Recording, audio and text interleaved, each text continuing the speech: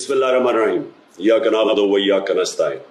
मेरे पाकिस्तानियों, जब तक ये मेरे अल्फाज आप तक पहुंचेंगे मुझे एक नाजायज केस के अंदर बंद कर दिया होगा।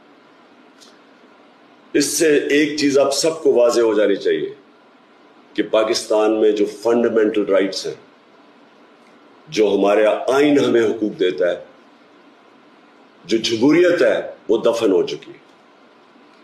और हो सकता है कि इसके बाद मुझे मौका ना मिले आपसे मुखातिब होने का, इसलिए मैं 2-3 बातें आपसे करना चाहता हूं आज। सबसे पहले, पाकिस्तान की जो कौम है वो मुझे 50 साल से जानती है। मैं पब्लिक में 50 साल से हूं। कभी मैंने ना पाकिस्तान के आइन के खिलाफ किया हूं, ना मैंने कभी पाकिस्तान का कानून तोड़ा है।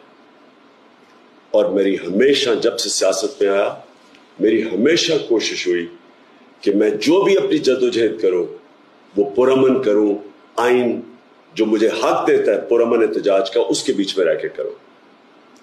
आज ये जो किया जा रहा है, ये इसलिए नहीं किया जा रहा कि मैंने कोई कानून तोड़ा है, ये सिर्फ इसलिए किया जा रहा है कि ये चाहते हैं कि मैं जो हकीकी आज़ादी की तहरीक है इससे पीछे हटूं।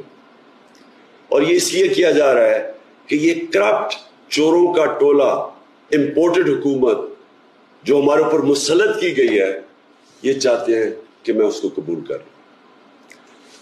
मैं आज आप सबसे अपील कर रहा हूं कि आपको अपने